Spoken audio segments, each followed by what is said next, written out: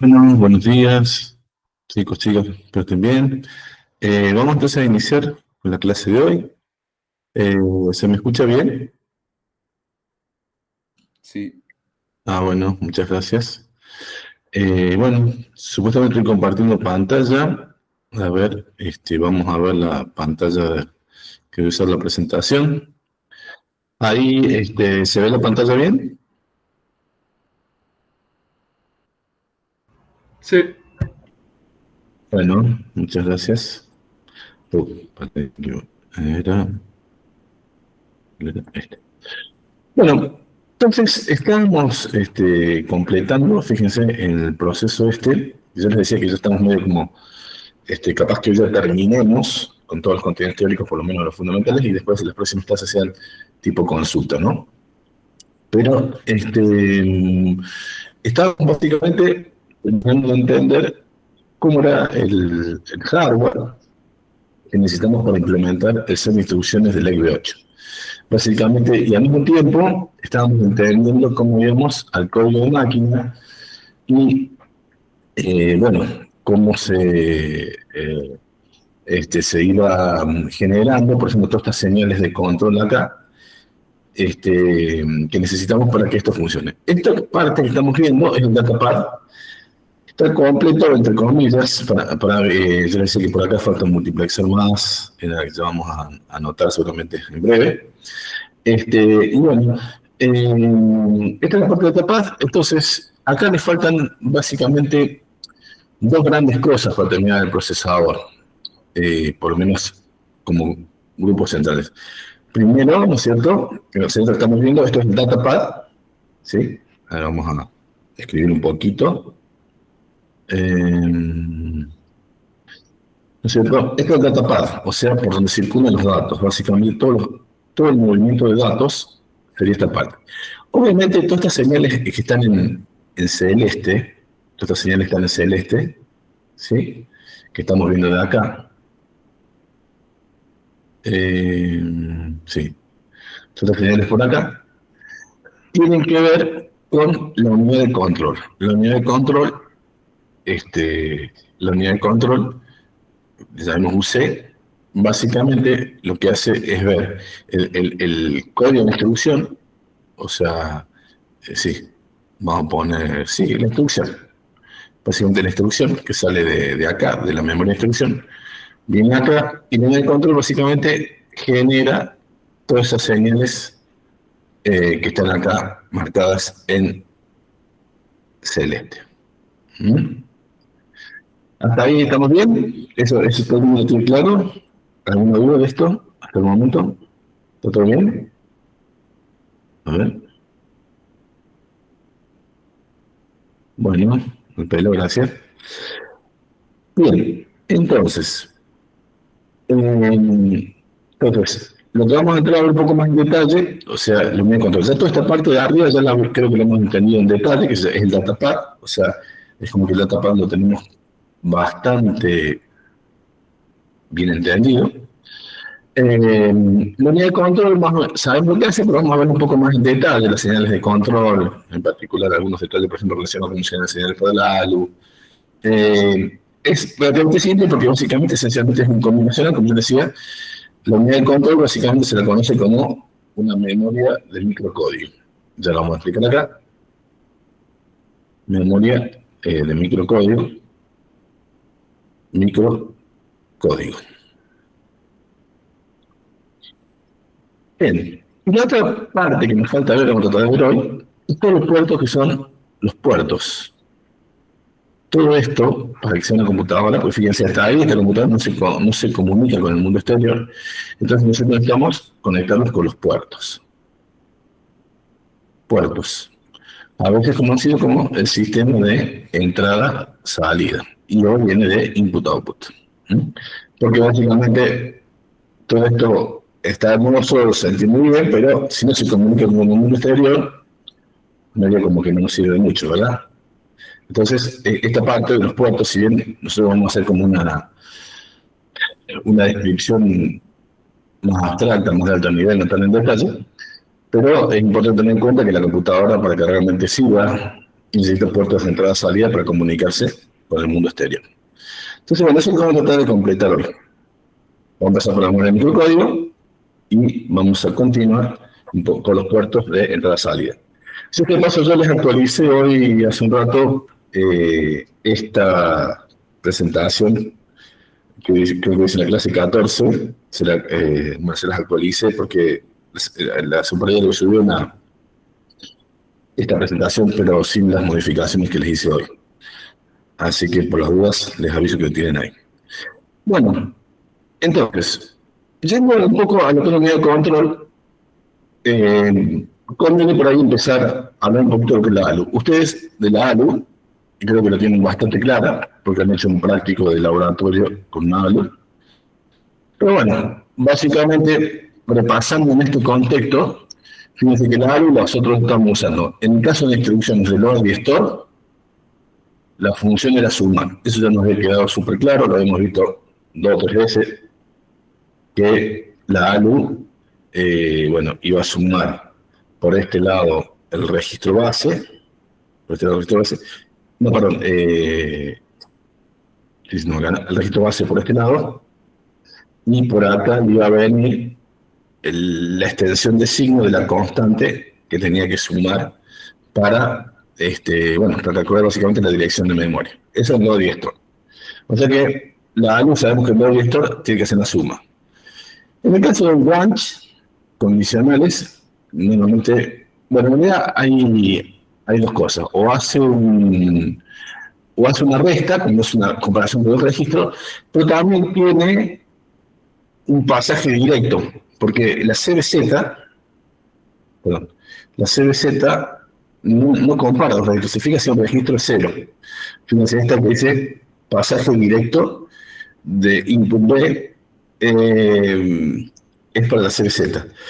Esta de subtract es, por ejemplo, la compare and branch, la CB, qué sé yo, compare and branch, greater equal, qué sé yo, cosas así, para este tipo de instrucciones. Ahí hace, por ejemplo, la resta. Pero en otros tipos de branch hace esta, pasa directo, porque, a ver, borremos acá.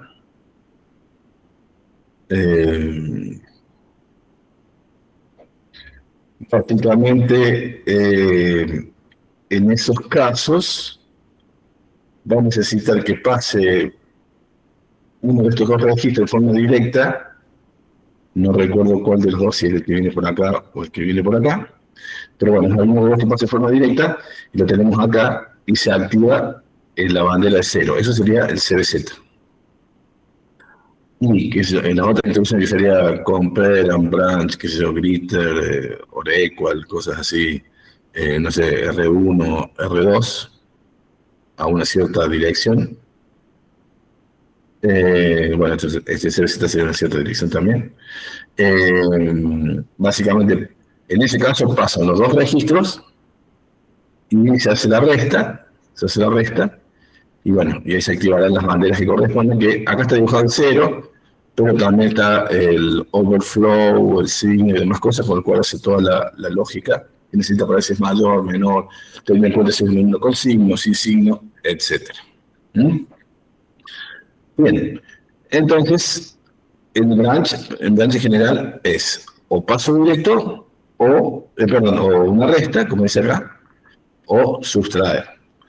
Y después la instrucción de tipo R, las instrucciones de tipo R van a depender fundamentalmente de qué instrucción se trata, ¿no? Por ejemplo, si es una AND, bueno, miren que la ALU control le ponemos 4 bits, o sea,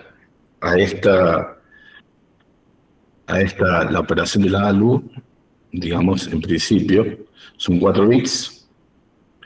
Acá nos permite elegir si es una AND, esto si es una OR, acá en esta tablita, esto si es más 1, esto si es una resta, esto es un pasaje directo del operando B, como les había dicho, muy útil para la instrucción de esta CBZ. Y después tenemos la NOR, que en realidad creo que la implementa finalmente como una OR exclusiva. Bueno, entonces así se voy a andar la ALU. Como les digo, ustedes lo han visto En el práctico que hicieron, no recuerdo bien, este año, si hicieron exactamente esta tabla o hicieron otra tabla distinta. ¿Usaron esa lógica o otra lógica distinta? Esa lógica, profe. Ah, perfecto. Muy bien, entonces vamos más fácil. Gracias. Bueno, entonces, por intentar, pero básicamente la idea era que, uno desdoblaba, porque esencialmente es un combinacional, ¿no es cierto? Pero, es conveniente desdoblar las funciones de, la unidad de control como en dos funciones. Una primera parte se encarga básicamente de decir, bueno, mira, se encarga como en clasificar las instrucciones. Si es un LDUR o un STUR, usa como esta señal intermedio de 2 bits, que es 2 bits, que es una especie de algo operation, ¿sí? Que básicamente dice, bueno, te clasifica las instrucciones. Te dice si es LDUR o STUR, 0, 0. ¿Por qué? Porque en ese caso va a tener que sumar. Si es una CBZ, 0, 1, y si es una AeroType, 1, 0. Bien. Entonces, al principio sería una primera aproximación para para lo que es como vamos a la lógica esta de la ALU. Bueno, entonces, fíjense que las de tipo R le ponemos 0 y puede abarcar todas las cosas, todas las posibles cosas. En rigor, de verdad, para mí, bueno, acá está faltando, es completamente en 0. Fíjense que acá está haciendo el pasaje directo. Bueno, está faltando las otras comparaciones para saltar que son con la resta, ¿no es cierto? Bueno, no está exactamente completo este cuadrito, pero bueno, se aproxima bastante. Bueno, entonces, básicamente, fíjense que, ¿por qué hacemos esto? Porque si clasifico que uno le digo que tour, no me interesa ya más nada. Esto significa que el resto de las cosas son condiciones sin cuidado. Y básicamente ya sé que lo que tengo que hacer acá, la ALU, es sumar, en este caso y en este caso. ¿Por qué hacemos esto? Porque las condiciones sin cuidado básicamente nos simplifican un montón la lógica. Si ustedes lo hicieron seguramente en System Verilog o en Verilog, el compilador de sintetizador System Verilog optimiza esto muchísimo. Y lo puede optimizar gracias a que básicamente se fija, mira, si el código de distribución no es LDUR o STUR, olvídate del resto del opcode, olvídate, listo, la ALU tiene que sumar. Lo mismo acá se fija, bueno, si se trata de una CBZ, olvídate del resto del opcode, hay que pasar esto derecho. Y le dice, bueno, si hay un tipo de R, bueno, ahí no te podés olvidar tanto del resto del opcode y tenés que fijar si la parte que corresponde al opcode tiene este valor, esto se trata de una suma. Si la parte que viene del opcode tiene este valor, entonces se trata de una resta y así siguiendo, ¿no es cierto? De nuevo, ¿para qué hacemos eso? Para que, digamos, es como que esta parte de acá es un combinacional bastante más simple. Digamos, mejor dicho, de acá, esta sería la... Y esta parte sería como un combinacional concatenado, que también es, digamos, bastante más simple, porque básicamente se fija en esta parte del opcode y saca, digamos, estas funciones. O sea, el ALU control serían los 4 bits, estos que van acá. Sí, estos 4 bits que entran acá, el ALU operation. Bien, entonces eso simplifica y básicamente, en definitiva, nos termina generando esta tablita. O sea, en definitiva, uno podría haber hecho de entrada, poner todo el opcode acá y sacar directamente el ALU control. Si hubiéramos hecho eso, posiblemente el compilador, el sintetizador que utilicemos no podría optimizar tan fácil que si lo hacemos en 2 etapas. Y si lo hiciéramos a mano, ni hablar. Bueno, entonces, simplemente por una cuestión de conveniencias. Bien, entonces, bueno, eh, hasta ahí, entonces, eso les quedó claro. Que básicamente, cómo se manifiesta esto, es que del código de instrucción que vamos a tener, sí, por acá, el código de instrucción, venimos a la unidad de control, y esta unidad de control nos saca este ALUOP que viene por acá, que en realidad son estos 2 bits. Son estos 2 bits. Estos 2 bits que son estos 2 bits. ¿Sí?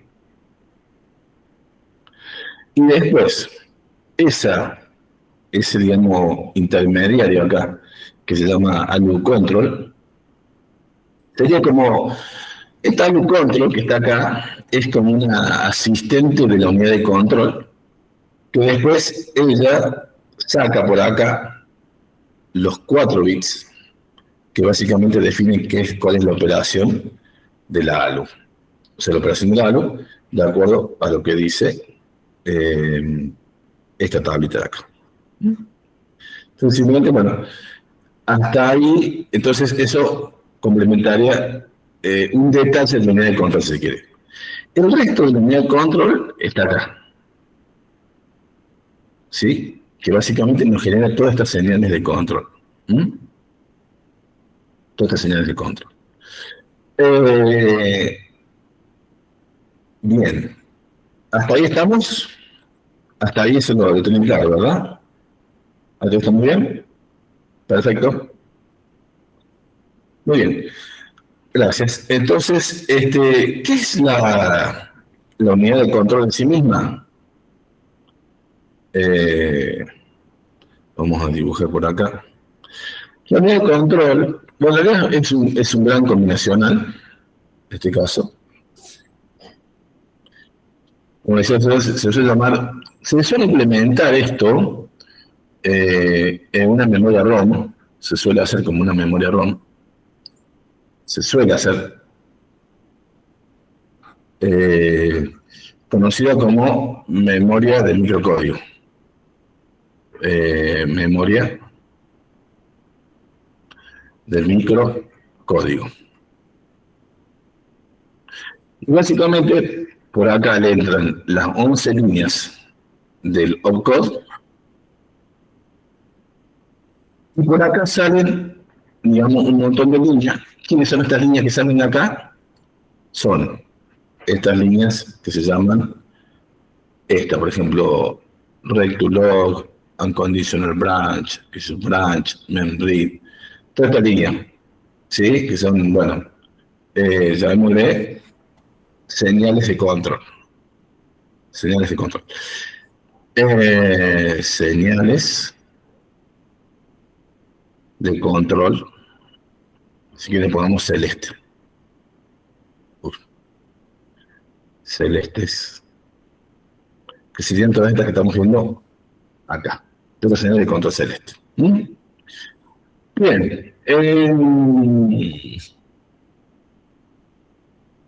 ¿Qué pasó? Bueno. Bien. Entonces, un detalle que les quería comentar es que vieron que hay opcode de 6 bits y de 8 bits.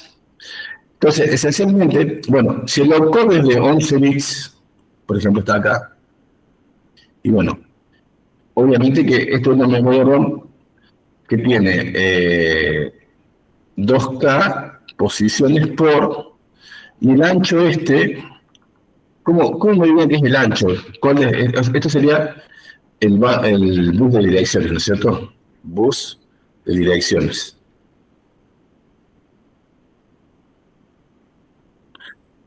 ¿Qué ancho tiene el bus de datos? O mejor dicho, ¿Cómo encontraría el ancho del bus de datos?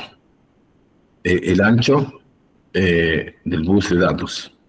¿Dónde habría que buscarlos? En esta figura. ¿O qué tendría que hacer en esta figura para tener el bus de datos? Por ejemplo, acá, en esta figura. ¿Mm?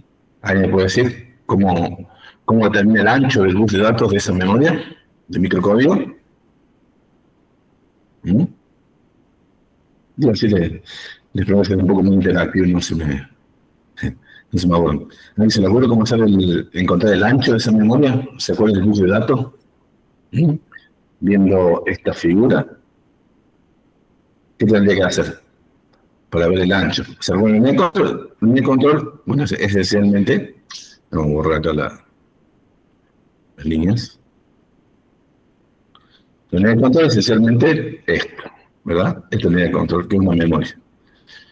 Entonces decía que, en principio, podemos verlo como una memoria que dentro de los cosas. ¿Qué es que meter los códigos? Fíjense que al assign extender en realidad necesita entrar todas esas instrucciones porque me explicó el otro día. ¿Mm? La pregunta es, ¿cómo encontraría el ancho del bus de este? ¿Alguien se da idea? Bueno, me digo yo. Básicamente, a ver, ahí, ¿dónde estoy? Acá. Bueno, eso tendría que contar todas estas líneas. Por ejemplo, aquí tengo uy, déjeme borrar.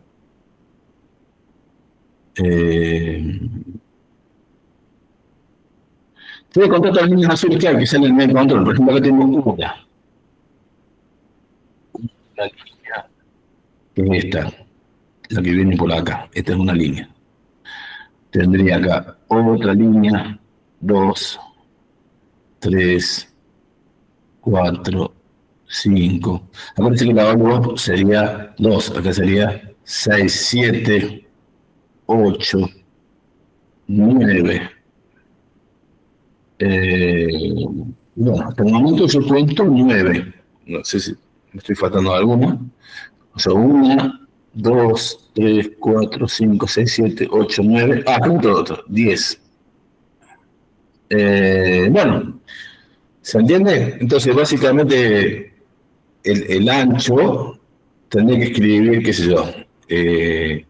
Básicamente tendría que. Bueno, voy a poner acá un dibujito más abajo, después lo borro. Tendría que agarrar, como hacer una especie de tablita Excel, donde cada registro es, por ejemplo, no sé, el primer bit, el segundo bit, el tercer bit, cuarto y así, hasta el último bit, y van poniéndole los nombres que figuran acá. Los nombres que figuran acá serían los siguientes. Acá dice Reg to Lodge, este nombre, tenemos el nombre número 1. Unconditional branch sería el nombre número 2. Branch sería el número 3, y así siguiendo, hasta que se Red sería el nombre número 10. Entonces, básicamente, esa memoria tendría, digamos acá, el nombre 1, que sería Reg to Lodge, después el nombre 2, que sería Unconditional branch. Bueno, donde N1 es, qué sé yo, Reg to Lodge, N2 es Unconditional branch, vamos a ver, etcétera. De acuerdo a lo que dice, de acuerdo a lo que nos está diciendo este gráfico de acá. ¿Sí? ¿Ahí me siguieron? ¿Entendieron lo que les quise decir? ¿Qué sería el ancho y el ancho de la memoria? ¿Ahí me pudieron seguir lo que les quise decir? ¿O se perdieron también? ¿Más o menos? Bueno, gracias. O sea, es básicamente una memoria, se llama memoria de microcódigo. Entonces, otro temita interesante a mirar respecto de esto es el siguiente. esta memoria de microcódigo, se acuerdan que uno tenía algunos códigos de instrucciones, por ejemplo, de 8 bits. Entonces, eso lo que hacía es que en realidad, en esa memoria, uno tenía no solo, digamos, una posición de memoria para una instrucción, sino, por ejemplo, si tiene 8 bits, había 8 posiciones de memoria que todas correspondían a la misma instrucción. ¿Sí? Todas estas 8 posiciones de memoria correspondían a la misma instrucción. Entonces, esa sería una forma de ver qué sería un código, por ejemplo, cada bit, creo que el CBZ iba del 5 a 0 al 5 a 7, ¿qué pasaría? Bueno, básicamente 5 a 7 es lo que haría. En esta memoria encontraría 8 posiciones que tienen todas la misma información, o sea, la misma cuestión lo que respecta a estos valores que están puestos acá. O sea, tendría estos valores repetidos 8 veces. O sea, 8 de memoria. O sea, la memoria del microcódigo tendría repetido 8 veces eso. Y en caso que fuera un código de instrucción de 6 bits, hay 5 bits que me están sobrando, o sea que acá tendría repetido en 32 posiciones de memoria, 32 posiciones de memoria, en vez de 8, 32, tendría repetido la misma información en la memoria. O sea que, bueno, esto porque, por ejemplo, hoy por hoy, estos microcódigos están hechos de esta manera en una memoria. En realidad ahora se utilizan las memorias de esa tipo, bueno, se llaman flash, se las vamos a ver. Bueno, en realidad las vamos a ver en la arquitectura de la computadora, pero son básicamente memorias que son las que hemos visto PROM, que la vamos a ver en misiones, que se pueden básicamente escribir. Entonces uno viene el chip, ya la computadora actualiza el chip del microcódigo y podría tener actualizaciones, por ejemplo, del set de instrucciones de la computadora, de una manera muy fácil. Bueno, fácil entre comillas, digamos que la tecnología puede permitir yo actualizar un montón de instrucciones sin necesidad de cambiar radicalmente la arquitectura, la organización de la computadora. Simplemente porque hacer una memoria de microcódigo, le cambio el microcódigo y podría cambiar ligeramente las instrucciones o agregar alguna instruccióncita nueva, siempre y cuando sea compatible con, digamos, el hardware que ya está fijo. Que generalmente se le da cierta flexibilidad para hacer futuras adaptaciones. Bueno, no sé si hasta ahí se entendió.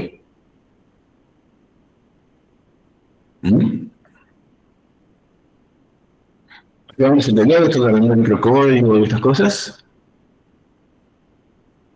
Más o menos. Bueno, gracias.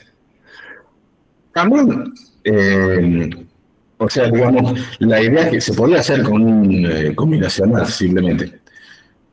¿Por qué se hace con una memoria? Y por lo que dije yo recién, la memoria, el combinacional está como muy fijo. También se puede hacer una lógica programable, si quieren. O sea, pero como que es más fácil poner una memoria de microcódigo, ahí yo la saco, le cambio y le actualizo un poquito esas instrucciones a la computadora. Le voy incrementando, obviamente, siempre y cuando sea compatible con el hardware que tengo. Bueno, entonces, eso más o menos nos va como redondeando un poquito lo que sería la unidad de control principal. Básicamente, la función del unidad de control principal es básicamente ver qué instrucciones damos y en base a eso generar la señal de control. Eso, de alguna manera, ya lo hemos visto justamente para el caso de instrucciones tipo R, para el caso de instrucciones tipo Lonely Store y para el caso de las instrucciones salto condicional. Esto, bueno, acuérdense que esto ya lo habíamos visto, entonces no hace falta que lo hagamos nuevo. Si les queda duda, bueno, acá en las transparencias de esta en el libro, bueno, pueden repasarlas en este diagramita, y básicamente uno tendría que ser capaz de decir, bueno, si estoy ejecutando lo que hicimos otros días, ¿no? Una instrucción, o sea, se puede encontrar un punto de una instrucción, por ejemplo, tipo R, o una instrucción específica, ¿qué sale por acá? ¿Qué me genera la unidad de control de cada uno de estos bits? ¿Por dónde circulan los datos?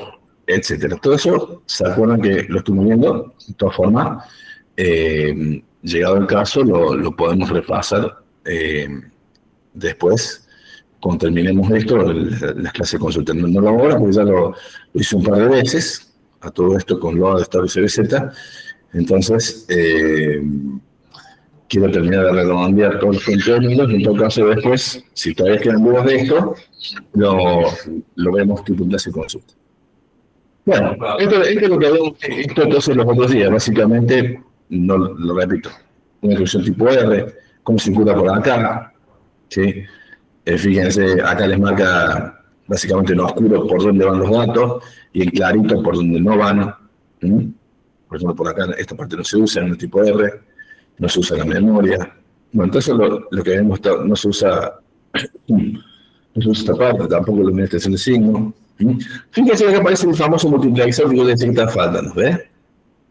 Este multiplexor me tiene que dejar pasar, digamos, o bien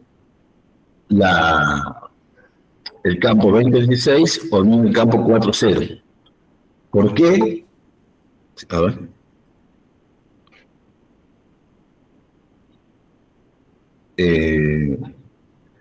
¿Por qué? Este multiplexor es el que tenemos, fíjense, en las instrucciones tipo R, del 20 al 16 no RM. Y en la instrucción de centro de 4.0, ¿por qué? Porque este RT que tenemos acá y este RM, ¿sí? Este RT y RM, ¿sí? Fíjense, hacen falta que pasen por este multiplexor. Acá sería, por ejemplo, el RT de una CBZ, por ejemplo. RT. Y este sería el RM, ¿sí? Entonces, yo tengo que permitir, de acuerdo a la introducción, que pasen por acá, para que, digamos, se elija el contenido que viene por acá y salga por ahí. O sea, yo puedo necesitar que pase el contenido del campo RM o el contenido del campo RT que pase por acá, ¿sí? Dependiendo si la instrucción que estoy haciendo es una instrucción de tipo R, como en este caso, sería el campo 2016, o el campo 4.0 si es un salto condicional. ¿Por qué? Bueno, porque, por ejemplo, si es un salto condicional, yo necesito que pase por acá el campo CRT y que este operando pase directo, por ejemplo, para ver si es un 0. Para ver si es un 0. Para ver, por ejemplo, la CBZ. Ahora, si es una instrucción tipo R, yo necesito que este operando pase por acá, se puede hacer la recta, etc. También si es un compare and branch greater or equal, voy a necesitar que el dato pase por acá, para comparar los dos registros. ¿Se entiende? Por eso hace falta este multiplexor que está acá. ¿Se entendió eso, chicos, chicas, o no se entendió? Bueno, yo les venía, gracias, yo les venía diciendo que esto se va como refinando el diseño, ¿no? Se va como refinando un poco el diseño de la computadora. Entonces, yo adelanto que hace falta un multiplexor. Bien. Entonces, bien, ahí vamos completando el data path, la unidad de control y demás cosas. ¿Qué es lo que nos está? Bueno, habíamos visto cómo se puede unidad tipo R, tipo load y store, la CBZ, todo esto lo habíamos visto ya. Si alguien tiene duda, después lo vemos con un proceso de transparencia que tenemos acá, está más claro todo. Pero acá básicamente lo vemos de transparencia que les marca en negrito oscuro qué es lo que se usa y en clarito les deja lo que no se usa. así que es más didáctico. Después, en todo caso, lo vamos a repasar acá. Pero cuando ya me lo he hecho 2 veces, no lo hemos usado acá, voy a avanzar un poquito más y después, en todo caso, volveremos sobre esto. O más concretamente, ¿alguien necesita que volvamos a explicar eso? ¿Cómo fluyen los datos a través del datapad? ¿Alguien está perdido? ¿Un chico me dice que quiere que lo repasemos ahora? ¿O podemos avanzar? ¿Todos más o menos se acuerdan cómo circulan los datos? La pregunta es si quiere que lo repasemos ahora.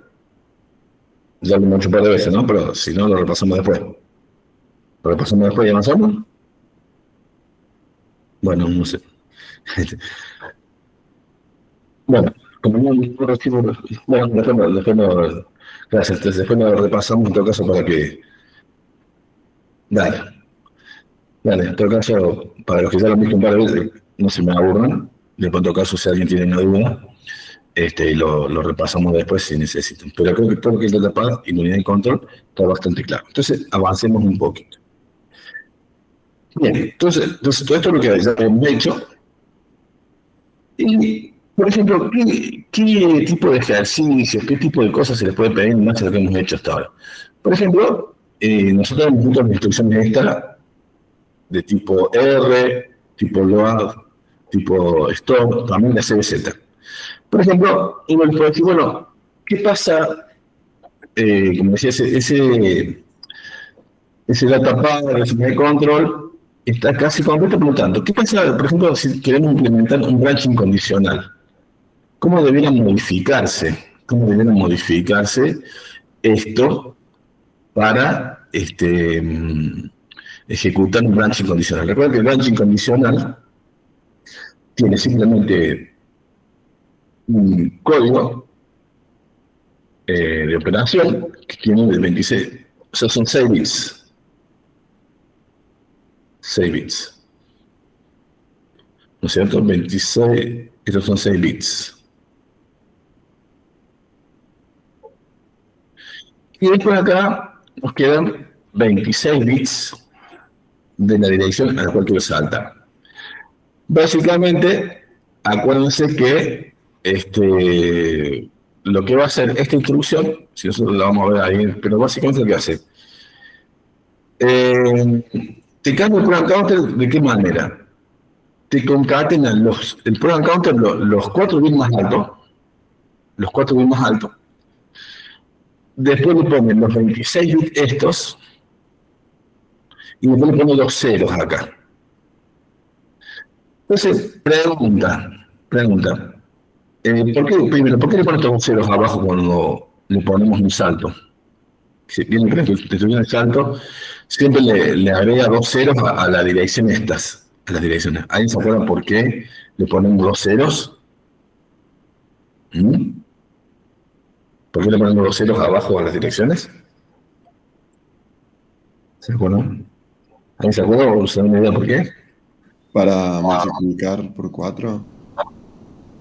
Claro, para multiplicar por 4, porque toda la instrucción tiene el largo 4 y el salto lo hacemos contando instrucciones, no contando posiciones de memoria. Entonces, todas las instrucciones deberían estar alineadas en múltiplos de 4. Entonces, nosotros saltamos a las instrucciones, las direcciones de las instrucciones deben ser múltiplo de 4. O el salto tiene que ser un múltiplo de 4.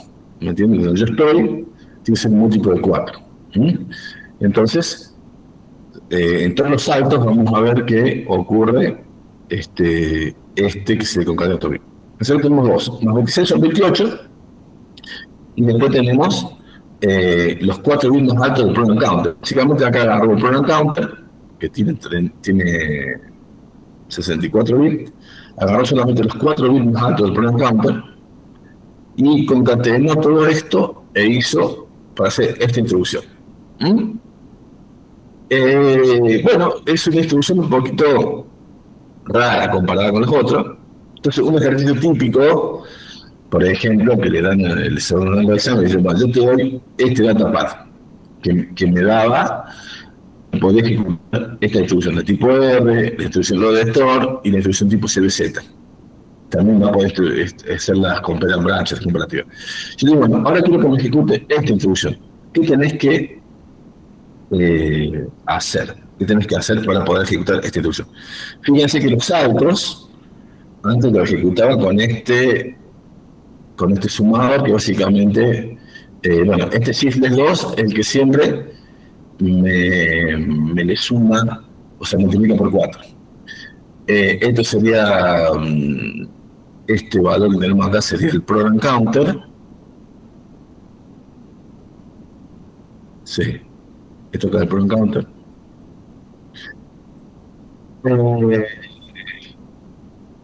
Bueno, acá en realidad, el program counter. En algún dibujo es como que el program counter más 4 metido acá. Mira, este es el program counter nomás.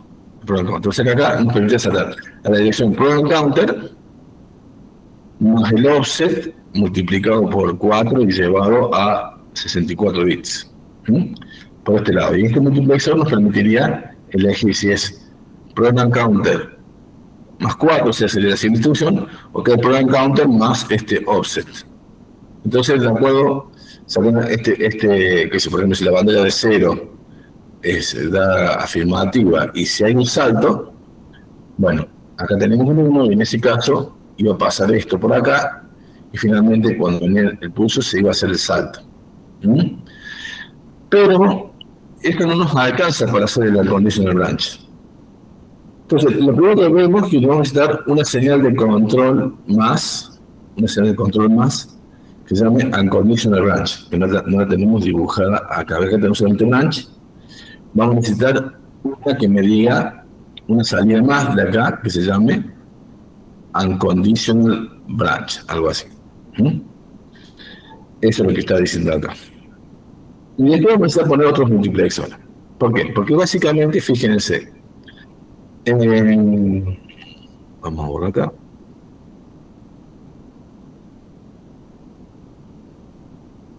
Fíjense que antes yo me venía de acá y ya volvía. O sea, el salto condicional,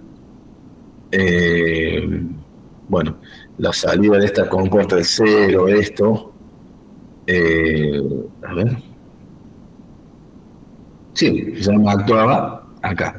Pero acá es como que yo voy a tener que, en función de la instrucción, fíjense, le pongo con esta línea más, que se llama unconditional branch, que tengo por acá, esta línea más que se llama unconditional branch, ¿sí? Va a entrar junto con la línea branch, esta es para los branch condicionales, y esto es para los branch incondicionales, va a entrar esta compuerta OR, y en cualquiera de los casos se me va a activar este multiplexor, que en realidad sigue siendo este mismo multiplexor que venía acá, nada más que antes venía directamente de la AND, porque antes, en el caso de un salto condicional, yo solo me fijaba si la instrucción era un salto condicional, un branch, y si, por ejemplo, había un 0 acá. Si es el caso, habría que saltar. Ahora un salto puede ser, porque es un salto condicional o un salto incondicional. Entonces, justamente esta compuerta acá, si lo comparan, perdón, ¿cómo va a ser acá? Si la comparan, básicamente está diciendo, mira, acá van a saltar cuando sea un salto incondicional o cuando sea un salto condicional activado. O sea, tiene que, para que se dé esta AND, se tiene que dar tanto que sea un salto condicional como que se dé la condición de salto. Entonces, en los dos casos vas a saltar. Ahora bien, fíjate que el offset que necesitas para saltar, bueno, es distinto en el caso de un salto condicional que en el caso de un salto incondicional. ¿Por qué? Porque en el caso de un salto condicional, el offset que vos tenés que sacarlo de estas direcciones, que habían 19 bits de acá. En el caso de un salto condicional, vos tenés que sacar desde acá hasta acá cuál era el offset del salto, digamos, el offset del salto, y bueno, en base a eso extender el signo, multiplicar por 4 y saltar. En cambio, en el caso de un salto incondicional, vamos a borrar acá de nuevo, el offset que vos vas a tener que calcular, o sea, ¿cuánto vas a saltar? Va a ser todo esto, o sea, estos 26 bits, más los niveles de concatenación. Entonces, la unidad de control va a tener que ver, se va a tener que dar cuenta, que es un salto, por ejemplo, la instrucción es un salto incondicional, como dice acá, unconditional branch, y acá la unidad de extensión de signo va a trabajar distinto dependiendo si es un branch o un unconditional branch. ¿En qué sentido va a trabajar distinto? En lo que acabo de decir, que el 100 branch incondicional va a tener que agarrar esta parte de la instrucción y básicamente extender el signo. Son 26, va a necesitar llegar a 62. 26, 62 son 36 y llega a 64 con los 2000, eso que tenía de multiplicación por 4 para alinear las instrucciones. Entonces trabaja distinto. Pero fíjense que, en resumen, basta. Entonces, ¿cuáles son los cambios que tuvimos que hacer para agregarle al datapad un salto condicional? Primero, agregarle a la unidad de control, ¿sí?, la capacidad de tener una limita más para que una limita más para que mediante un salto condicional. Hubo que agregarle esta compuertita y hubo que agregarle la capacidad a la unidad de extensión de signo, esta es sign extension. Hubo que agregarle la capacidad de que que sea capaz de diferenciar entre un salto condicional, porque en función de eso va a generar una constante distinta, o sea, va a usar campos distintos de una instrucción para generar la constante esta. Acá viene la multiplicación, esta es el que le agrega los dos ceritos, y acá viene la constante, en ambos casos de 62 bits, porque ha sido generada en forma distinta, si un salto condicional o un salto incondicional. ¿Sí? ¿Hasta ahí se entendió? ¿Cómo hay que modificar esto para agregarle un salto incondicional al datapad que teníamos recién, que tenía solamente saltos condicionales? ¿Se entendió eso? ¿Lo que acabamos de decir o tampoco? Bueno, lo repetimos nuevo, no hay problema. Lo repetimos nuevo. No hay problema, para eso estamos por explicarles. Bueno, entonces digamos, vamos a ver esto. A ver. Vamos.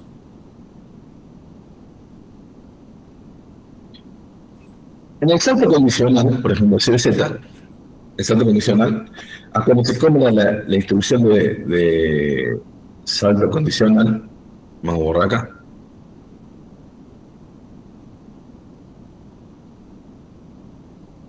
La instrucción de salto condicional es la que tenemos acá. Básicamente, ¿qué es lo que hacía? Bueno, viene el código de instrucción de 6 bits, que es 180 no sé si eso está en 10, supongo que está en base 10. Este es el registro. Vamos de nuevo. Este es el registro. Por ejemplo, supongamos que yo digo la instrucción C, B, Z, C, B, Z, no sé, R, ¿qué le puedo poner? No sé, R15, y el salto que sea numeral, cuando no voy a poner el 255, que usamos el otro día en el ejemplo. Entonces, si es la instrucción, ¿qué valor hay acá? ¿Qué valor hay acá? Siguiente introducción. ¿Cuál es el valor que tengo acá? En base 10. Eso. Muy bien. Todos se dan cuenta que es 15, ¿no? Acá tengo un 15. 15. ¿Qué valor tendría acá? En toda esta parte. En esta parte. ¿Qué valor tendría? Eso. El 255. Bueno, acuérdense que acá tenemos 5 bits. 5 bits. Acá tenemos, ¿cuántos bits tenemos acá? 23, acá tenemos 19 bits. 19 bits. Y acá tengo 19 y 5, 24, acá tengo 8 bits. 8 bits. ¿Sí? Entonces, entonces yo voy a ver acá, vamos a borrar acá. Si quieren, le borro acá. Pero tengo que tener una más clara para hacer esto.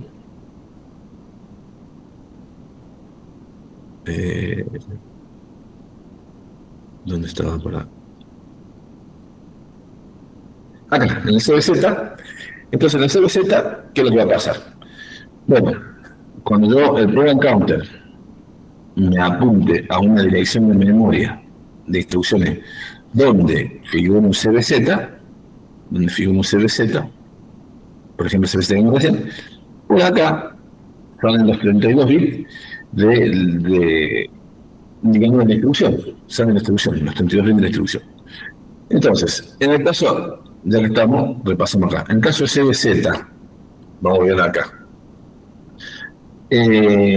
Volviendo con respecto a este dibujo, a ver, ¿dónde estaba lo que estaba escribiendo yo? Acá. Con respecto a este, tenemos en cuenta este, ¿no? Hicimos CBZ, R15, número 255. Grábense esto un poquito en la cabeza, un minuto.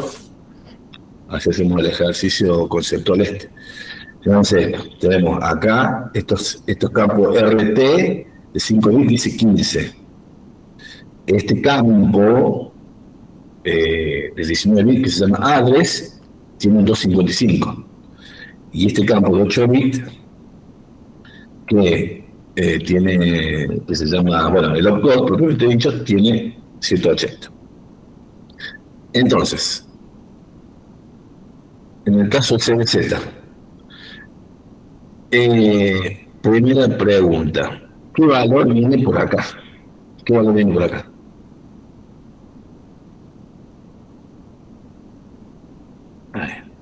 Por ahí, ¿qué valor viene por ahí? A ver quién me dice, en base a este estudio que estamos viendo. ¿Por qué 0? Ahí viene el campo 4-0. Si yo voy a ver acá, ¿quién es el campo 4-0? Este 15. O sea, este 15 diría, sería, ¿cómo sería en 15? Sería 1. A ver. No, sería 0, 1, 1, 1. ¿Estamos bien? Este 15 sería así, ¿o no? Y eso vendría por el campo 4-0. ¿Estamos de acuerdo o no? Sí, sí. Y eso es lo que viene. ¿Dónde estaba? Por acá. O sea que por ahí viene, por esta parte viene el 15. ¿Estamos de acuerdo? ¿Está bien? ¿O no? ¿Sí? ¿Alguien tiene alguna duda de esto?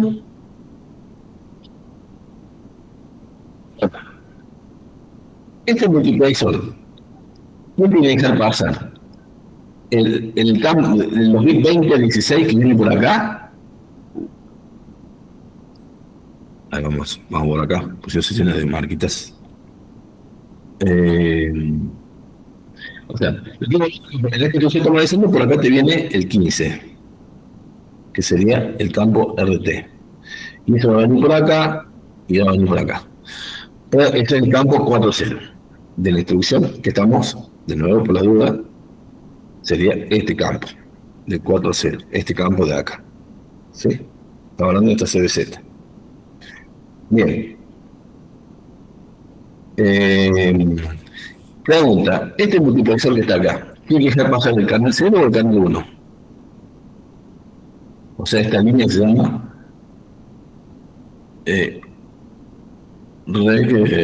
Logic. Esta línea de acá. Tiene que dejar pasar el canal 0 o el canal 1. Las líneas de control, imagina esta línea que viene por acá, viene por acá, que viene por acá, y que me termina controlando el multiplexor. ¿Qué tiene que dejar pasar, el canal 0 o el canal 1? Claro. Todos ven eso, ¿no? Todos ven eso. ¿Me siguen hasta ahí? Claro, el tiene que dejar pasar el canal 1. Ay, perdón. Bien, entonces ese 15 termina yendo acá. ¿Sí? Que sería el registro 2, el registro B a veces llamado. Entonces el contenido de ese registro viene por acá. Pregunta, ¿este multiplexor tiene que pasar el canal 0 o el canal 1? Este multiplexor, o sea, esta línea, a los subs.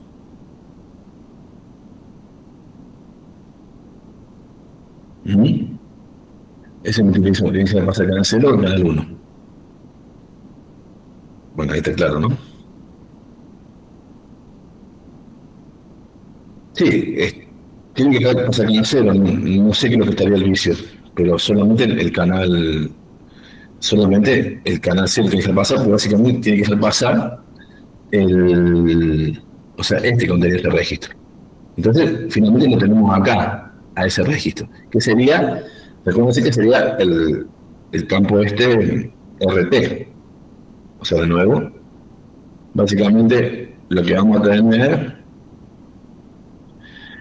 es que acá viene el contenido del registro de R15. Este sería el número de registro 15, el número de registro 15, pero al pasar por el banco de registro, acá sale el contenido del registro. Entonces viene acá la ALU. Pregunta, ¿qué operación tiene que hacer la ALU en esta introducción? A ver qué me dice. O sea, básicamente la ALU, ¿qué instrucción me dice que tiene que hacer? Acuérdense que es una CBZ R15 cosas. No está comparando los registros. Está fijando si el R15 es 0 o no es 0. Entonces, ¿qué operación tiene que hacer la ALU? A ver qué me dice.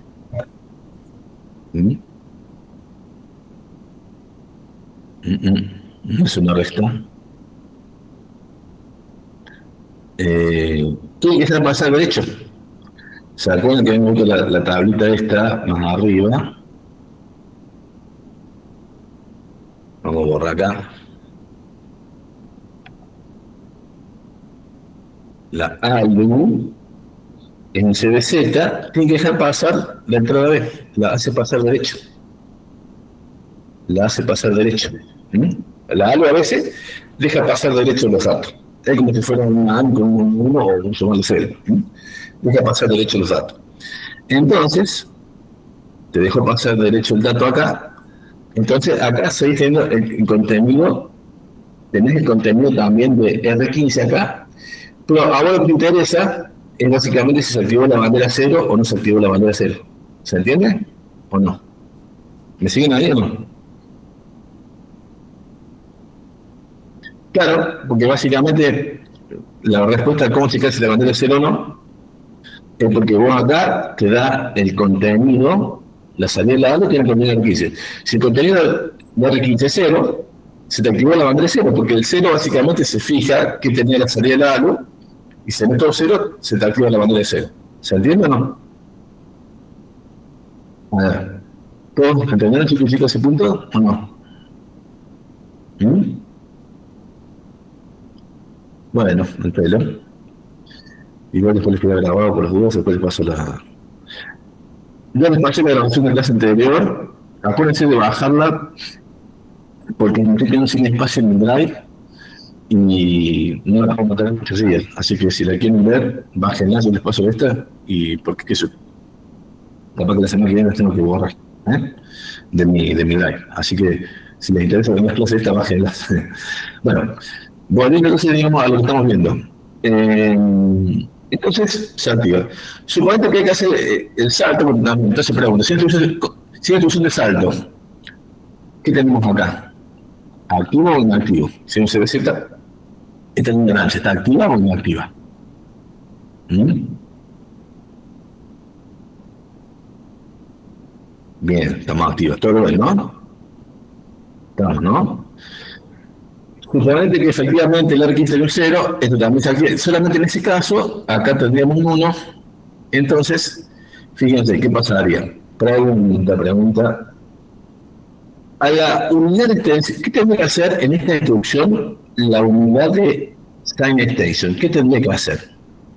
A ver qué me dice, viendo esto de acá. ¿Qué tendría que hacer la unidad de tensión de signo en el caso de ver que la distribución es esta? ¿Qué tendría que hacer?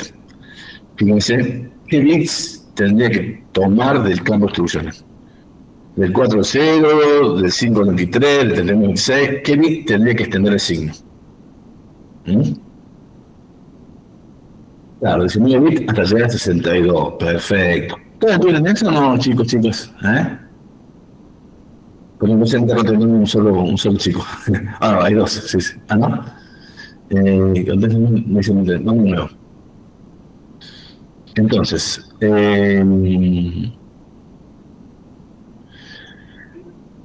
a ver, yo hice un salto. La dirección de salto, acuérdate que, ¿qué hace un salto? Un salto, justamente, bueno, que se ve mejor acá en el dibujo este. Un salto te agarra el contenido del program counter que vos tenés, o sea, vos estás, suponete que es el salto. Entonces, el contenido del program counter que vos tenés en este momento está llegando por acá, ¿sí?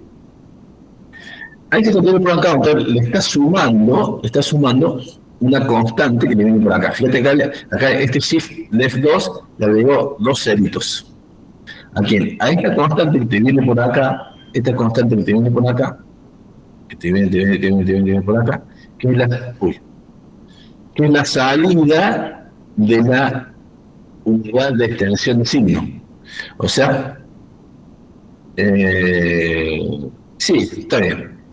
Estos 64 bits vienen acá. En realidad, acá le agregó 0, o sea que lo multiplicó por 4. Pero no le hace. ¿Por qué? Porque, fíjate, acá, justamente, lo que viene por acá, te llega a los 32 bits de la instrucción. O sea, te dan estos 32 bits. Te dan estos 32 bits. Estos 8 más estos 19 más estos 5 te dan 32 bits. Pero se da cuenta de que porque el código de instrucción Z es un CBZ, entonces la unidad de SSIF sabe que tiene que tomar este campo de acá hasta acá, que son estos 19 bits, tiene que tomar este campo de acá hasta acá, ¿sí? Y sabe que a este bit a este bit que es el de signo, tiene que extenderlo. Bueno, en realidad, igual te dice, del 19 al 62 son 372, sería como 43 bits, ¿no es cierto? Tendría que repetir este bit de signo 43 veces hacia la izquierda. En realidad, en esta figura me parece que hay un errorcito, porque la salida de la sign station debería ser 62 bits. Esto que dice acá 64 debería decir 62. ¿Por qué? Porque vos le agregas estos 2 ceros y se transforma en 64 bits acá. Entonces, a eso se lo suma al program counter y acá sale la dirección de salto. Y si este multiplexor dice que hay que saltar, básicamente, ¿cómo dice que hay que saltar? Es porque de este lado, digamos, el resultado de la valor dio 0 y de acá es un salto condicional, entonces tu multiplexor elige esto y viene por acá. Entonces, el próximo program counter va a ser el program counter más la dirección de salto. ¿Cuál es la dirección de salto? Esta dirección es la que te venía de estos 19 bits que tenías acá, con el bit de signo extendido 43 veces, agregándole los 2 ceritos en la punta. ¿Sí? ¿Estamos o no?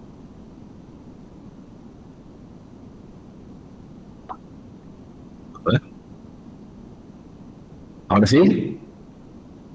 Ah, bueno. Ahí tengo. Entonces, estamos. Bien. Entonces, eso es la CBZ. Ahora, ¿qué pasa cuando tenemos un salto incondicional? O sea, tenemos que ver qué pasa el tema del salto incondicional. El tema del salto incondicional, vamos a verlo acá. O sea, hay que contar los saltos condicionales, load, store, instrucciones tipo R, pero no nos permitiría hacer un salto incondicional como este. No lo permitiría. El salto incondicional hace otra cosa. Es un código de instrucción que tiene. Bueno, el código de instrucción es el 2, pero acá tenemos 26, tenemos 6 bits.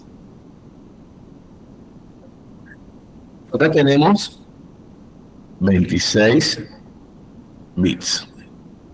¿Sí? Tenemos 26 bits. ¿Sí?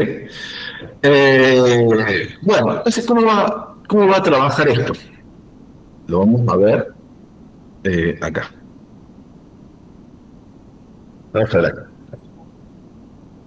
Básicamente, si es un salto incondicional, por ejemplo, supone que acá diga saltar a la dirección, qué sé yo, le voy a poner exe. F. Acá tenemos, ¿cuántos? 8, si yo tengo 26, ¿cuántos puedo poner? 24 serían 8 de esto, qué sé yo. F. Esto sería acá tenés 24, 1, 2, 3, 4, 5, 6, 7, no. Dice mal. Bueno. No. O sea, por ejemplo, podés tener, no sé, 2 ceros y si quiero decir, son 26, 24, ¿cuántos números hexas son? Son 6 números hexas, o sea, esto sería 2 ceros en binario, y después seguido de, por ejemplo, 6F en hexa. Entonces estoy inventando un número cualquiera, esto en hexa, para decir que en total acá tengo 26 bits. ¿Se entiende? 26 bits. ¿Está? Simplemente por dar un ejemplo. Entonces, ¿qué haría si yo tengo que ejecutar este salto incondicional? Bueno, acá vendría el código de esta instrucción. Supongamos que el program counter me apunta a una dirección en la memoria donde acá tengo directamente un salto incondicional. Un salto incondicional directamente dice branch. Branch, la B dice salta. No te fijes en nada más. Salta incondicionalmente a tal dirección. La dirección, llamémosle, qué sé yo, ¿cómo puedo llamar dirección? Que yo le vamos a poner, no sé, L de loop. O no, de loop no me gustaría. No sé, salta la dirección L o la dirección D, qué sé yo. Para que quede, salta la dirección D. Branch D, o sea, te dice branchea a la dirección D. ¿Qué sería la D? Y la D sería esto. Esta sería la D. Esta sería la D. Entonces, esta instrucción sería branchea a la D. Entonces, ¿cómo hace esa instrucción? Bueno, el código de instrucción es el 2. Entonces, la unidad de control se da cuenta de que vos querés hacer ese. Acá viene el branch a la dirección D. Entonces, lo primero que hace, te dice, bueno, es un salto incondicional. Entonces, esta línea se llama Inconditional Branch, que tenemos acá, que sigue por acá, y entonces, si es salto incondicional, ¿qué va a estar activo o inactivo? Si es un salto incondicional. A ver quién me dice. Activo. Activo, exactamente. Salto incondicional va a estar activo. Muy bien. Eso por un lado. Muy bien, entonces ya hay como una información, apenas detecta esa instrucción, dice, listo, estamos hablando de un salto incondicional. ¿Qué tiene que hacer la unidad de extensión de chingue? Fíjate que acá le entran los 32 bits, que dice, acá también le entra el branch D. En realidad acá, para ser más preciso, va a estar acá entra el branch D y acá entra el branch D. Entonces, la unidad de extensión dice, es un branch incondicional. ¿Qué tiene que hacer? Mirando esto. ¿Qué tiene que hacer? Lo que dice acá. Bueno, básicamente agarra. Va a tener que extender el signo, porque acá tenemos 26 bits. En este caso, el signo, este es el bit de signo. ¿Cuánto le falta? 26 bits para llegar a 62 bits. De 26 para llegar a 62 son 6, 36, ¿no es cierto? Va a tener que extender 36 bits para llegar. Bueno, acá de nuevo para mí este 64 está mal. Debería decir 60. Igual, ¿o no, profe? Que lo extienda a 64. ¿Cómo? Que no habría problema que lo extienda hasta 64. Sí, no hay problema porque está repetido. Sí, en realidad lo único que si van a desbordar. Sí, tenés razón. No habría problema porque como está repetido tantas veces el signo, simplemente como que se cae por la izquierda, digamos. ¿Está bien? Claro. Sí, así que tenés razón, sí. La verdad que sí tienen razón. Son 64 bits, porque nunca va a generar un problema, esos 64 bits, porque como yo vengo de 26 bits a 64 bits, y como tengo 36 veces repetido, y si lo repito, 38 veces repetido, y básicamente pierdo las dos últimas repeticiones, nada más. Sí, tenés razón. Acá la 00 tiene que multiplicar por 4. ¿Sí? ¿Se entendió entonces lo que hizo la unidad de extensión de signo? Hizo eso. ¿Cuál es la diferencia con el branch anterior? Y el branch anterior la unidad tiene que tomar estos bits. Y el branch incondicional tiene que tomar estos bits, de acá hasta acá. ¿Se entiende? O sea que tiene que saber que si es un salto incondicional para saber qué bit tiene que tomar y qué hacer con sus bits. ¿Se entiende o no? ¿Me siguen o no? Sí, parece que sí. Bueno. Entonces simplemente hace eso. Entonces tenemos acá la constante que veremos. Y para acá me dice, fíjense que esto al ser una OR, si yo acá tengo un salto incondicional que me dice que es 1, esto ya automáticamente es 1, no le importa que viene por acá, ¿se entiende? ¿O no? No le importa, porque si una entrada es 1 y dice está activa, la otra no me importa que lo que diga. ¿Se entiende o no? ¿Sí? Entonces, listo, ya está, acá tengo uno, entonces le dice, listo, chao. Este multiplexor, obviamente, va a dejar pasar el canal 1, y por este canal 1 viene la constante por donde hay que saltar. O sea, la dirección de que hay que saltar, esta va a venir por acá, y cuando termine la instrucción, va a terminar saltando a la dirección de salto. ¿Se entiende? ¿Ahora se entiende todo esto? ¿Se entendió? Listo, no sé, habiendo como dicho, no entendido hace un ratito. Listo. Creo que es de César. Bueno, perfecto. Entonces, fíjense que, en definitiva, agregándole solamente esta compuertita nomás de acá, y esta señal, y la capacidad a la Sign Extension Unit de que detecte que hay algo distinto si usa condicional o incondicional, listo. Ya tenemos la posibilidad de ejecutar saltos incondicionales. Y este ejemplo, de alguna manera es muy característico porque a veces simplemente hay que hacer muy poquitas cosas para agregar una instrucción nueva. Cosas como esta, agregar una compuertita más en algún lado, agregar una señalita más en algún lado. Entonces, como yo decía, un ejercicio típico que le vamos a pedir en los prácticos en el examen es que hagan esto, que sean capaces de agregar una instruccióncita nueva. Entonces dicen, bueno, mira, acá le agrego una compuerta. Y fíjese que en definitiva, si estoy haciendo el ejercicio, usted tiene que decir, mira, lo único que tuve que agregar es una compuerta ahora acá, y me señalan conditional branch, para que controle este multiplexor, y además que la sign extension, bueno, haga lo que tiene que hacer en función del campo de distribución. Listo. Esos serían todos los cambios que hay que hacer para modificar, para agregar una instrucción nueva. Y en general, como yo decía, los pequeños, siempre hay que hacer pequeños cambios como agregar típicamente un señal más a la unidad de control, una compuerta más de algún lado, un multiplexor más, alguna cosita en la segmentation, pero nada más. Nunca hay que hacer cambios muy radicales de la organización de la computadorita esta para agregar instrucciones nuevas. Con lo cual, ya los diseñadores pueden dejar previstos algunos, qué sé yo. Por ejemplo, si la entrada de multiplexor puede ser una ORF, acá le pusiese una lookup table, una pequeña lógica programable, yo tocando esa lógica programable podría meterle mucha lógica, cambiarle mucha lógica y agregar muchas posibles instrucciones. Pero bueno, es una discusión, digamos, aparte. Lo importante es que ustedes me entiendan cómo modificar un poquito el hardware para una instrucción nueva. ¿Hasta ahí estamos, chicos? ¿Vamos a entendiendo?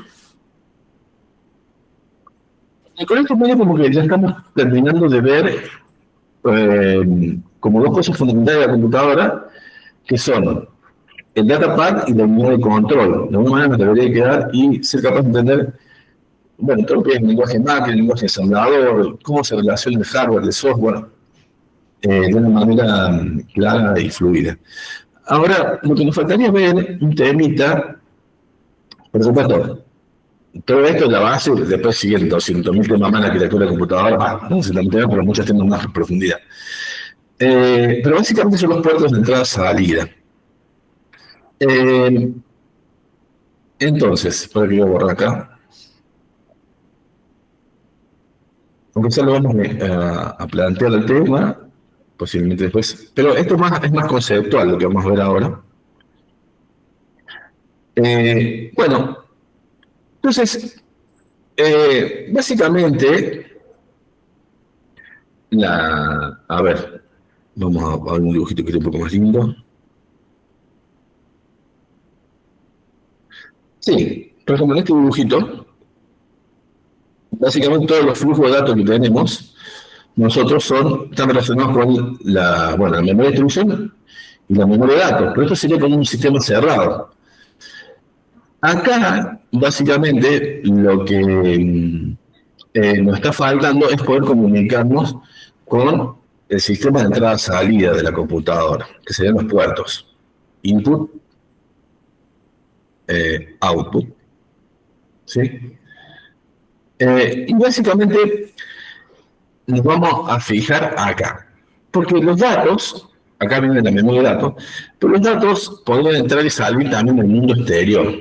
Entonces, lo que vamos a necesitar nosotros para poner la capacidad de entrada-salida es básicamente que la unidad de control saque acá una señal que básicamente me diga que estamos hablando de memoria o estamos hablando de I/O. ¿Se entiende? O sea, de la unidad de control va a salir una señal más, que por ejemplo se puede llamar M/I/O. Por ejemplo, si M en 1, estamos hablando que si ponemos 1, estamos hablando de memoria. Si ponemos 1, estamos hablando de memoria. Si ponemos un 0, estamos hablando de I/O. ¿Se entiende? De entrada-salida. Eso es lo primero que tienen que entender. El procesador tiene que ser capaz de decir, mira, los datos vienen de memoria o vienen de los dispositivos de entrada-salida. Y para eso necesitas que la unidad de control se dé cuenta de que la instrucción que le estás metiendo es una instrucción de memoria o de salida. O tiene que ver con memoria o de salida. Por ejemplo, una instrucción, por ejemplo, puede ser out a la dirección, no sé, 300 hexa. O podría ser in de la dirección 300 hexa. Estas serían instrucciones de entrada-salida. De entrada-salida. Entonces, si viniera, obviamente, nosotros el LEGU8 no lo estamos viendo, pero en arquitectura de computadora y en otras, nosotros vamos a hacer uso de estas instrucciones. Yo creo que en el lenguaje C hay esto que se llama outp y me llama inp. Y tendrá su correspondiente traslación a out e in en el lenguaje LEGU8. ¿Se entiende? Si esto es lenguaje C, tendrá su correspondiente, por ejemplo, out e in el lenguaje LEGU8. ¿Se entiende lo que estamos diciendo hasta ahora, chicos, chicas?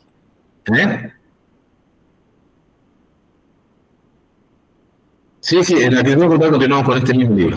No se preocupen, por varios años vamos a seguir. ¿Cómo que hacen igual cada uno? No entiendo la pregunta.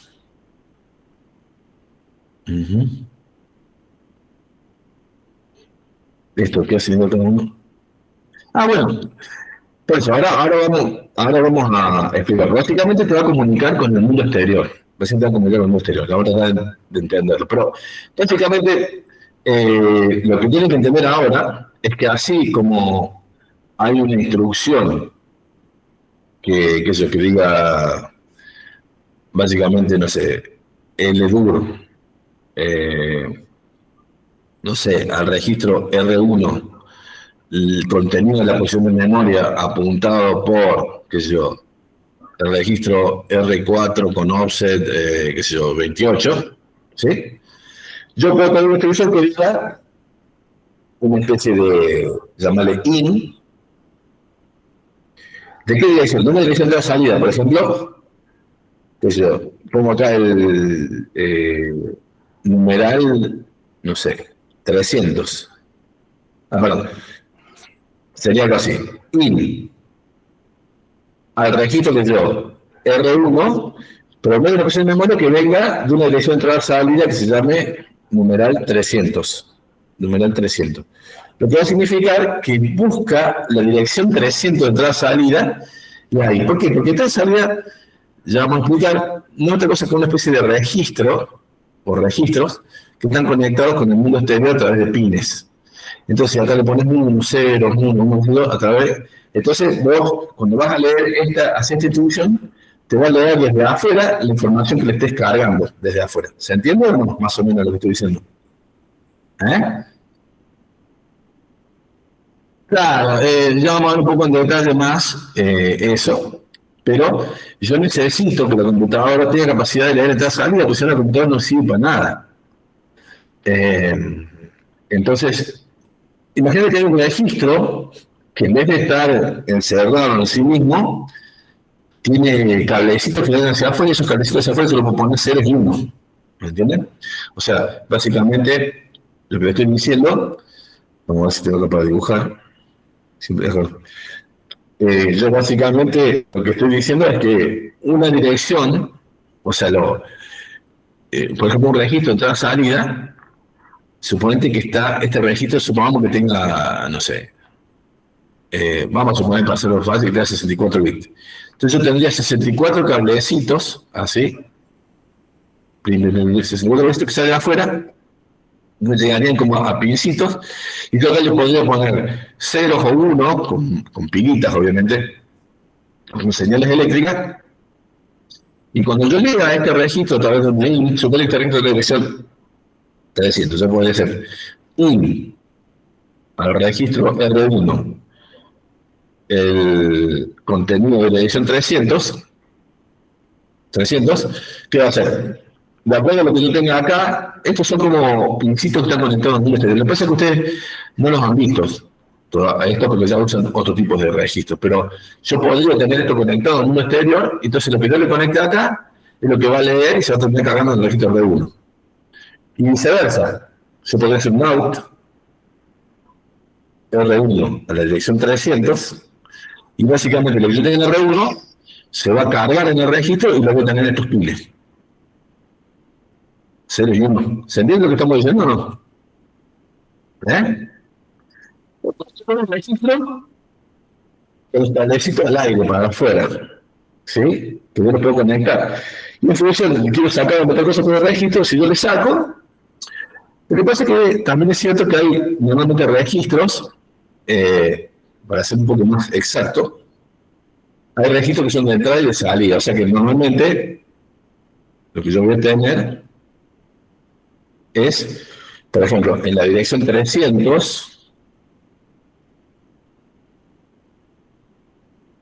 un registro de entrada, y en la 301, un registro de salida.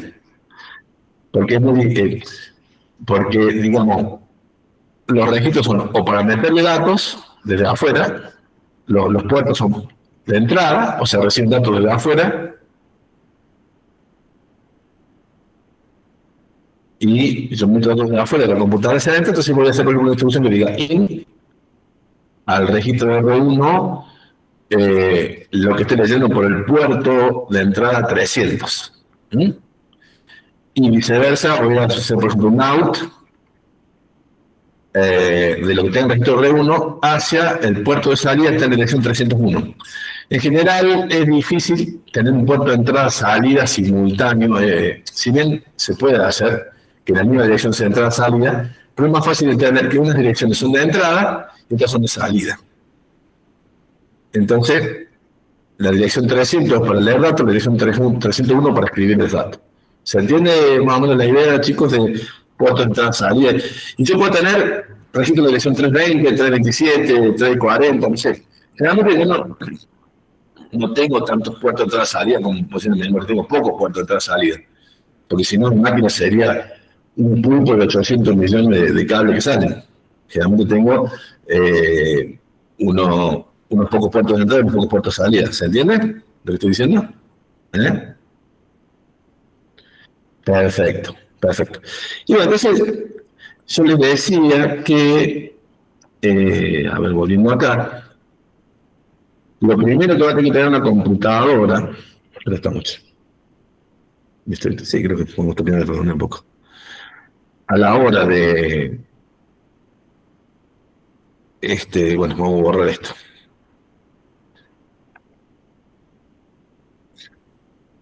A la hora de manejar puerto de salida, lo primero que tiene que tener es, básicamente, una señal de tener control que me diga si estamos hablando de operaciones que tienen con memoria o operaciones que tienen que ver con entrada-salida. Por ejemplo, tal que si, a ver, o mejor dicho, sí, digamos, instrucciones que tienen que ver con entrada-salida, 0. Si no tiene que ver con entrada-salida, 1.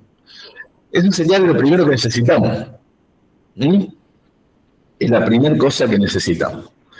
Y bueno, entonces, si yo veo un poco el mapa de entrada-salida, ¿dónde estoy dibujado?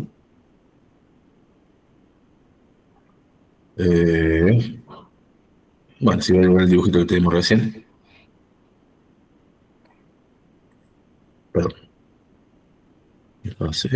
Sí, o sea, acá, esencialmente, lo que tienen acá, en esta memoria, ¿sí? Es básicamente un mapa de memoria. ¿Se acuerdan los mapitas de memoria que estuvimos haciendo? Básicamente, acá tenemos un decodificador de direcciones, y ese decodificador tiene los chip selects a las distintas memorias, ¿se entiende? Chip select, ¿sí? ¿Estamos de acuerdo con eso? ¿Se acuerdan del mapa de memoria? Acá van las líneas de Adres, ¿sí? ¿Sí? ¿Eso se acuerdan, chicos? Bueno. Entonces, la diferencia que ahora tendríamos es que, bueno, esto lo voy a borrar.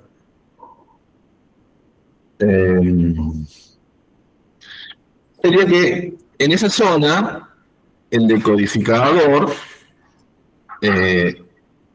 mientras el decodificador no tiene, por ejemplo, qué sé yo, vamos a sumar que somos el A3 el A2, qué sé yo, el A1 y el A0. Lo que tienen como primera línea de codificación es esta línea M/IO, le entra acá, que sale de la unidad de control, se supone que viene de la unidad de control, y básicamente es como que te divide este mapa en dos grandes mapas. Una zona que van a ser direcciones de entrada-salida, y otra zona que va a ser las direcciones de memoria. Entonces, el decodificador, con el mapa de memoria, que son algunos chip select de acá, van a ser chip select de entrada-salida, básicamente van a activar puerto entrada-salida y otros chip select que acá puede haber muchos, ¿no?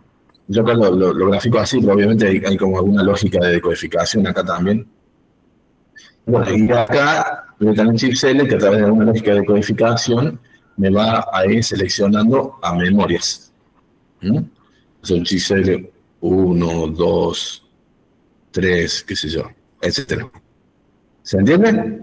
Entonces, lo que tengo que entender es que las direcciones, hay direcciones, el procesador va a tener direcciones, o sea, de memoria, direcciones de memoria, y habrá direcciones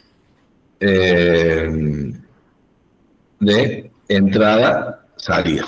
¿Se entiende? La idea, a gran rasgo, es decir, la decodificación no solamente decodificamos básicamente, uno para qué usa decodificación de direcciones, para activar una memoria o no activarla.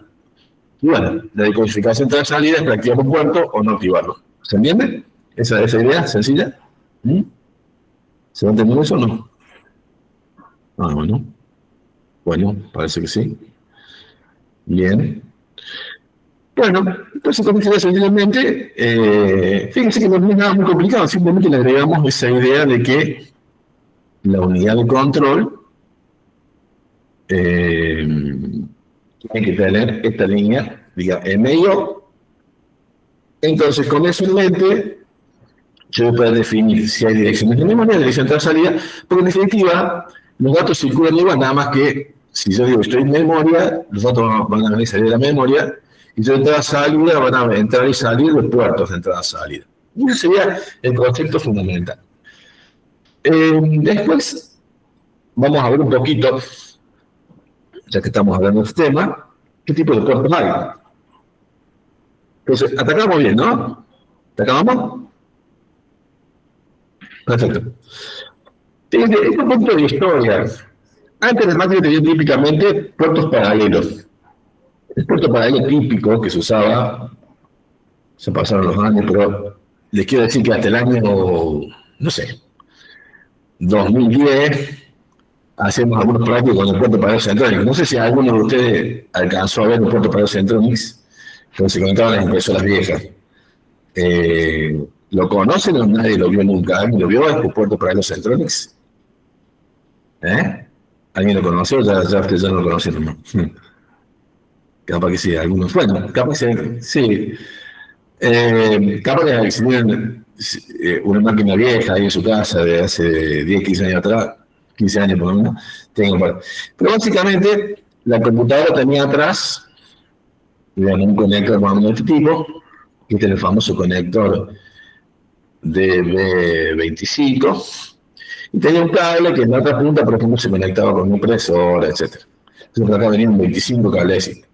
Entonces, ¿cuál es la idea del puerto paralelo? Bueno, lo mismo que decía yo recién. Básicamente, por ejemplo, en las arquitecturas típicas de estas de Intel, por ejemplo, tenemos el LPT1, que es el puerto paralelo 1, y el puerto paralelo 2, estaba en la dirección.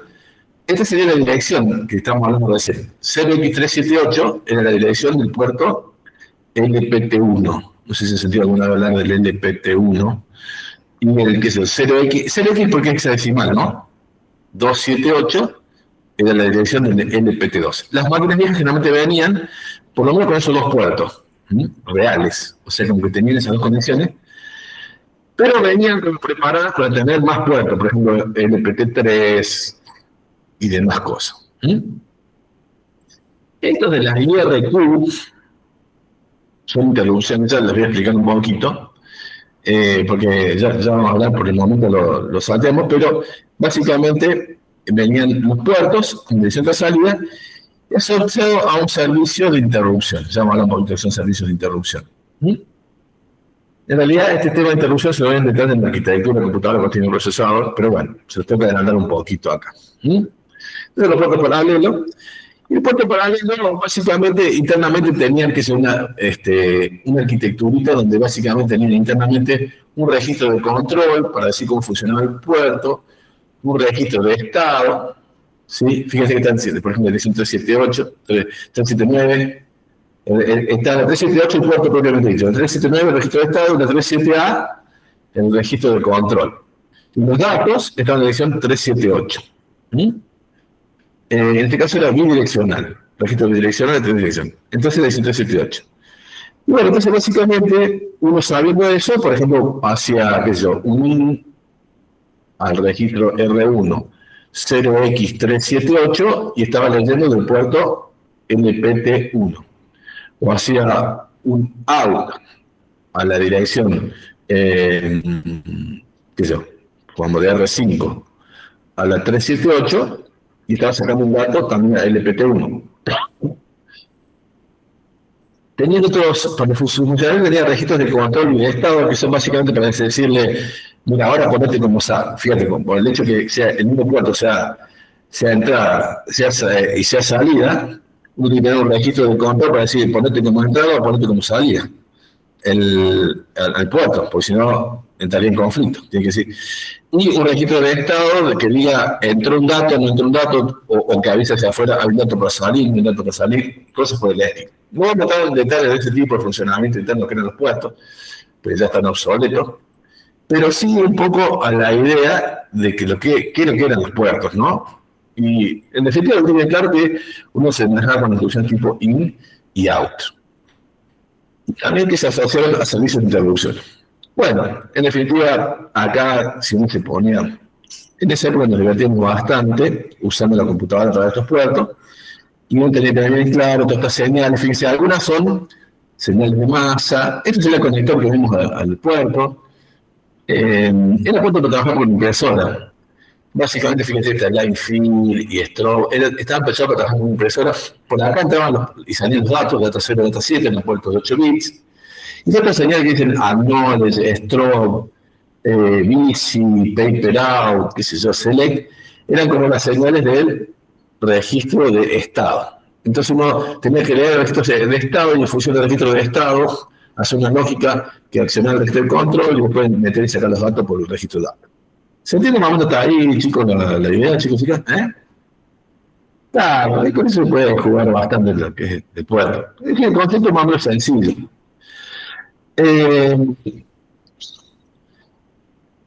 Uno obviamente tiene que tener claro el mundo PIN, cómo se trabajaba, por dónde entraban los datos, dónde salía, etcétera. Tenía todas estas tablitas así.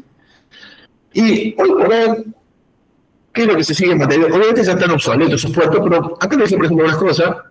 Hoy se utiliza mucho lo que es el CNC, que es control numérico por computadora. Y se usa mucho este tipo de plaquetitas así que les dejé, que se usan típicamente para las impresoras 3D, cosas por el estilo, impresoras 3D. Y generalmente, el primer puerto paralelo tiene sus cosas buenas, es muy sencillo de manejar. Generalmente acá uno puede poner, a través de, hoy por hoy, lo que se hace es que de este lado uno le pone un USB y de este lado tiene el puerto paralelo para controlar cosas. Entonces, entre datos, es una especie de puerto paralelo virtual. Es como que sigue existiendo por continuidad por el pasado, pero a través de un USB. Y eso se usa, por ejemplo, en impresoras 3D. Bueno, acá les dejé para curiosidad si les interesa. Se puede jugar mucho todavía en muchos puertos, finalmente se usan para este tipo de aplicaciones. ¿Cuál es en realidad, puerto paralelo divertido? ¿Cuál es el problema principal que tiene el puerto paralelo? Usa muchos cables. Entonces no nos permite alejarnos mucho. Se hace cosas muy locales, muy locales. Por el resto es bastante simple de utilizar. Porque básicamente tiene un registro de control, un registro de estado, un registro de entrada salida y listo. Bien. Típicamente también en las máquinas viejas había en la motherboard para conectar discos y cosas así, puertos paralelos, por ejemplo, el PATA. El PATA, que era el Parallel ATA. Ustedes seguramente conocen el SATA, que es el Serial ATA. Capaz que lo conozcan, el Serial ATA o SATA, que tiene que ver con los discos duros. Pero antes de eso estaba el PATA, que era el Parallel ATA. Que básicamente eran puertos paralelos donde básicamente la computadora se comunicaba a través de la motherboard con registros de entrada, salida y control. Era típicamente para discos duros y más cosas. Bueno, como le venía diciendo, el problema de los puertos paralelos es la cantidad llamémosle, de pines que están involucrados y no nos permiten seguir avanzando. En el caso entonces por eso todo evolucionó hacia los puertos seriales. El puerto serial más viejo que les dejé era el tipo de puertitos donde se conectaban. Posiblemente ustedes han visto este tipo de puertos donde se conectaban los mouse y los teclados viejos. No sé si han visto este tipo de puertitos así para conectar mouse y teclados viejos. Claro, hay un preguntado así, claro, los PC2, ese tipo de puertos, son los puertos seriales. Claro, esos puertos, esos viejos, ¿no es cierto? Que ya casi no se ven más, salvo algunas máquinas viejas. O también tipo puertos que eran para conectar puertos seriales. Básicamente la idea ahí es que los puertos seriales, los primeros eran conocidos como asíncronos, pero esencialmente, básicamente, tenían un data out, una línea de salida, un data in, que es la línea de entrada, y también bueno, obviamente que está en la línea de masa, pero también se tenían registros donde uno también, uno hacía la misma instrucción, un out, el contenido del registro R1, que a lo mejor estaba en la dirección 0x278. No me acuerdo, por decirles algo, no me acuerdo en qué dirección está. O uno hacía un in. Bueno, antes de eso. Entonces, como es un out, lo que pasaba es que el contenido de los bits iban saliendo así. Por ejemplo, esos 8 bits salían en serie. Generalmente la línea estaba en un estado de marca, que por ejemplo estaba en alto, empezaba con un start bit y acá salía el bit 0, el bit 1, el bit 2, el 3, el 4, suponte que el 5, el 6, el 7, y después venía una marca de stop. Para seguir saliendo, y ahí se acababa. Si yo hacía una sola instrucción, un solo out, yo veía como una viborita así, que salía y después quedaba planchado. Se quedaría planchado así. Pero si había más datos, me quedaba planchado así, empezaba otro nuevo dato, el bit start, qué sé yo, otros bits, qué sé yo, otra viborita de datos, bueno, ahí quedaría planchado. Entonces, si la línea no había datos para sacar, salían así, está planchada, y si había movimiento en la línea, qué sé yo, es porque había datos. Entonces, los datos tipo de teclado, mouse, se mueven de esta forma. Y obviamente también el registro de control y ese tipo de cosas que David se sentaron o están listos para sacar datos. Después se puede mover un poquito más en detalle estas cosas, pero se imagina una construcción lineal y una sola línea. Entonces, la ventaja de esto es que en vez de tener un montón de líneas, de una sola línea se permite ir mucho más lejos. Bueno, otro ejemplo de puerto sería típico, que muy ejemplo sería para conectar las cámaras. Y el famoso SATA, que era para conectar con los discos duros y demás cosas, el SATA. Pero finalmente el puerto serial que se terminó imponiendo es el USB, que es el que vemos en todas las máquinas ahora, que tiene, bueno, un montón de beneficios adicionales, el hecho de que sea prácticamente plug and play. O sea, este USB se terminó imponiendo porque es gracias al sistema operativo, es de tipo plug and play, que uno enchufa las cosas, y esta fue la principal característica que hizo que se termine imponiendo. Pero sigue siendo un puerto serial.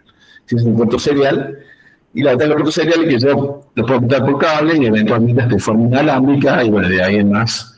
Porque, digamos, yo puedo transmitir esta información, la puedo transmitir a través de un canal con un cable, pero también puedo transmitirlo a través de una antenita. A través de una antena se podría transmitir ondas que recibe otra antena y sería esta información serial. Creo que tenemos con los modems y demás cosas. Por eso estos tipos de puertos se usaron primero para Se usa primero para los antiguos modem y ese tipo de cosas. No sé si alguna vez tuvieron un modem antiguo, se pi, pi, pi, pi, todas esas cosas usaban tipo puerto. Tienen que ver también con la recepción y transmisión de datos. Pero en el fondo, lo que quiero que remarque es esto, que salen de in y de out. Y trabajar en el sistema de interrupciones, pero por hoy no nos queda tiempo de explicarlo. De todas formas, todos los temas que tenemos que ver, de alguna manera, es lo de la nieve. Claro, ahora se usa todo ese proceso, porque eso seguimos hablando un poquito de la clase que viene. Pero con esto nosotros estamos terminando de redondear todos los temas teóricos de la materia. En todo caso, en las próximas clases vamos a hacer clases de consulta. Yo posiblemente el miércoles que viene tenga un inconveniente porque estoy justo en un proceso de acreditación de la Facultad de Ciencias Exactas, que nos visitan los pares de evaluadores. Pero, como digo, hoy ya terminó el control teórico. En todo caso, ponemos tipo consulta ahí, yo le paso una consulta virtual el miércoles que viene. El viernes sí puedo estar así presencial el miércoles que viene.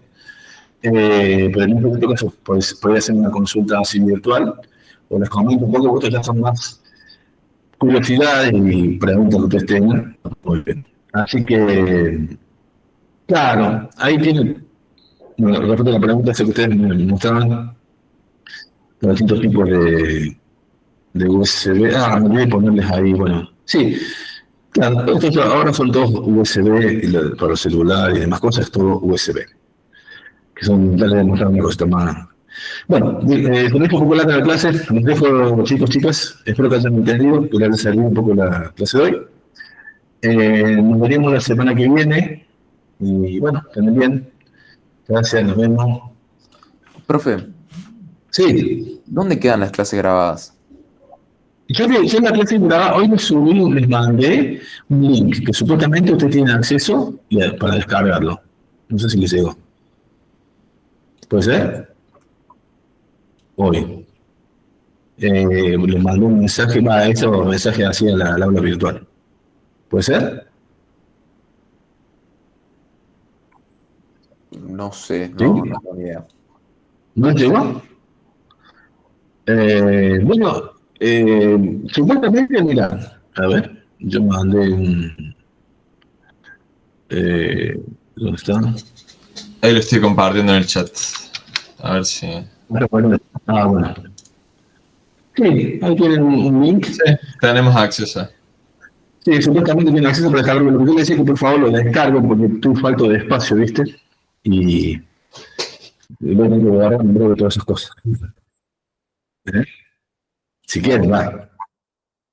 Lo que quieran. Bueno, entonces chicos y chicas, nos vemos cuando bien. Disculpen si hizo un poco tarde la clase, pero bueno, total está en virtual la otra también, así que tranquilos. Bueno, gracias, nos vemos. Dejo de compartir y grabar y después les comparto entonces el link para esta clase de hoy.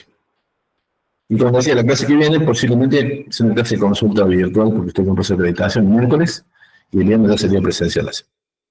Bueno, nos vemos, chao, chao. Dejar de presentar y dejar de grabar.